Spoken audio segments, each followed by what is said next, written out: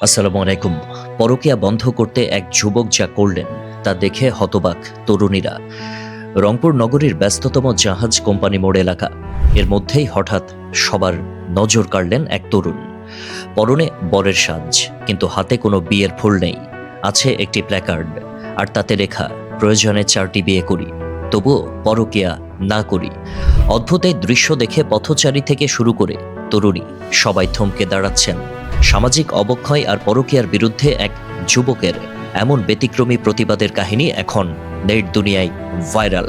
পরকীয়া বর্তমানে আমাদের সমাজের এক নীরব ঘাতক হয়ে দাঁড়িয়েছে। প্রতিদিন খবরের কাগজ খুললেই দেখা যায় পরকীয়ার জেরে ভাঙছে সংসার, এমনকি প্রাণ হারাচ্ছে নিষ্পাপ শিশুরাও। সমাজের এই পচন দেখে ঘরে বসে থাকতে পারেনি রংপুরের যুবক রেজাউল ইসলাম। নিজেকে বরের সাজে সাজিয়ে রাস্তায় নেমে এসেছেন তিনি। উদ্দেশ্য মানুষকে সচেতন করা। রংপুর নগরীর অমাশু কুকরুল এলাকার বাসিন্দা রেজাউল ইসলাম উচ্চ মাধ্যমিক পাশ করে তিনি বর্তমানে খাবার ডেলিভারির কাজ করছেন। ব্যক্তিগত জীবনে তিনি বিবাহিত এবং 3 বছরের একটি ফুটফুটে কন্যা সন্তানের জনক।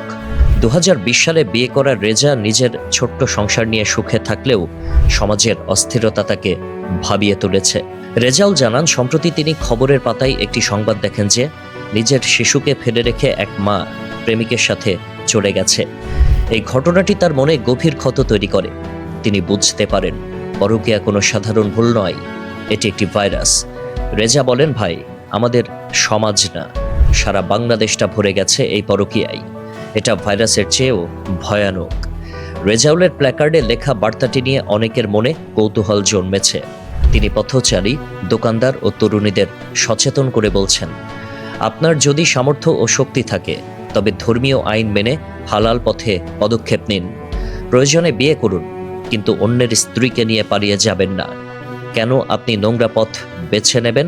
রাস্তায় হাঁটার সময় তরুণী থেকে শুরু করে বয়স্ক মানুষ সবাই তার এই অভিনব কাণ্ড দেখে দাঁড়িয়ে কথা বলছেন, কেউ বা ছবি তুলছেন, অনেকে আবার তার এই সৎ সাহসকে সাধুবাদও জানাচ্ছেন। রেজার মতে তরুণ প্রজন্মের উচিত পরকীয়ার মতো ধ্বংসাত্মক পথ এড়িয়ে চলা। তিনি পরামর্শ দেন যে সমাজে অনেক অবিবাহিত ও অসহায় মেয়ে রয়েছে, তাদের সাথে আলোচনার মাধ্যমে সঠিক সিদ্ধান্তে আসা সম্ভব। অসামাজিক লিপ্ততা কেবল একটি পরিবার নয়, বরং পুরো সমাজকে কলুষিত করে। রংপুরের সাধারণ মানুষ বলছেন, বর্তমান প্রেক্ষাপটে পরকীয়া সত্যিই একটি সামাজিক ব্যাধিতে পরিণত হয়েছে। রেজার মতো এভাবে সরাসরি প্রতিবাদ করা হয়তো সবার পক্ষে সম্ভব নয়, তবে সামাজিকভাবে ঐক্যবদ্ধ হয়ে এই ব্যাধি প্রতিরোধ করা এখন সময়ের দাবি। বুক ভরা ক্ষোভ আর সমাজ পরিবর্তনের স্বপ্ন নিয়ে রাস্তায় নামা এই যুবক আমাদের চোখে আঙুল দিয়ে দেখিয়ে দিচ্ছেন যে প্রতিবাদ করতে দামি মঞ্চ লাগে না, লাগে শুধু সদিচ্ছা। রেজার এই বর্ষাজে প্রতিবাদ হয়তো অনেকের কাছে হাস্যকর মনে হতে পারে, কিন্তু তার দেওয়া বার্তাটি অত্যন্ত গভীর।